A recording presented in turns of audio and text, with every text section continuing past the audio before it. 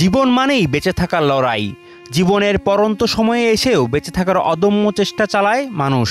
দুই পা অচল, তবুও মানুষের কাছে হাত না পেতে অদম্য মনোবল ও মানসিক শক্তি দিয়ে বেঁচে থাকার চেষ্টা করে যাচ্ছেন খুরশিদ মাঝি। আমি তো আজকা 30 বছর ধরে এই গুদারা চালাই, অচল হয়ে গেছি পেরালাইছে। মানুষে গুদারা গাড়ো নিলে একবার দৌড়া তুলে একবার দৌড়া নামা স্যারাইন তো দেখে না। এরা একটা শাড়ি ব্যাগ করছে জুদা জাতি। আমার নিজের চলা নিজেই চলি। আমি যে নিজে নিজে যাই এই ক্ষমতাটা আমার নাই।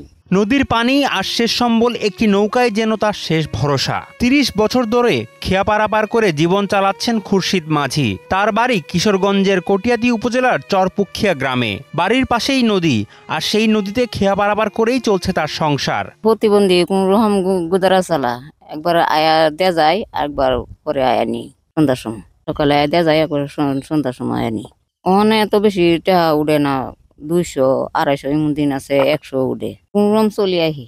এই লোকের নাম হলো খুরশিদ মিয়া। অনেক দীর্ঘদিন ধরে ফেরাইছে স্যার লুগি ফসল নৌকাটা দিয়া এই 2-4-5টা দিন মানুষের কষ্ট করে চলে আর কি। পাওয়ারও সমস্যা, তার শরীরের সমস্যা, হাতের সমস্যা।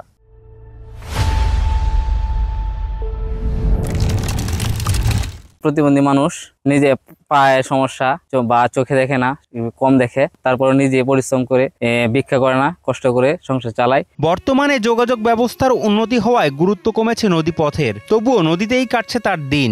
ছেলে সন্তান থাকার পরেও তারা খোঁজ নেয় না পিতামাতার। বাধ্য হয়ে নিজ উপার্জনে বেঁচে থাকার লড়াই করছেন খুরশিদ মাঝি। স্বামী স্ত্রী মিলে কোনো রকমে কাটছে তাদের জীবন। আমার তো পা অচল, আর তো আর আল্লাহর মতে অচল না। হাতে সব কিছুই আল্লাহর মধ্যে পারি, কিন্তু হাত পারি না। পা অচল, আর তো আর অচল না। আমি কেউর কাছে হাত বাড়াই না, কিন্তু আল্লাহই আমারে চালায় আনে। কিন্তু এইটা দুই আল্লাহ আমারে চালায় নিতেছে, আল্লাহই রহমত করে। তিন ছেলে 2 মেয়ে। অনেক চিকিৎসা করলে তো পয়সা লাগে, অনেক পয়সা। আমার তো এই পয়সাও ওঠে না। এই অন্তদন্যা অটো দামানো জায়গা এই 103 টাকা উঠে, 200 টাকা উঠে, 300 টাকা উঠে, এমন উঠে এই কোনোরকম সংসারটা আমার চলে। খুরশিদ মাঝির 2 পা অচল থাকায় দড়ি টানা নৌকা দিয়ে মানুষ পারাপার করেন। অধিকাংশ সময় যাত্রীরাই দড়ি টেনে নদী পার হন।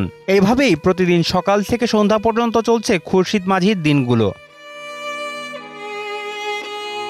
কিশোরগঞ্জ থেকে সাইদুর রহমান নাইমের পাঠানো তথ্যচিত্রে ডেস্ক রিপোর্ট, শাহেদ আলম ফাহিম, কালের কণ্ঠ।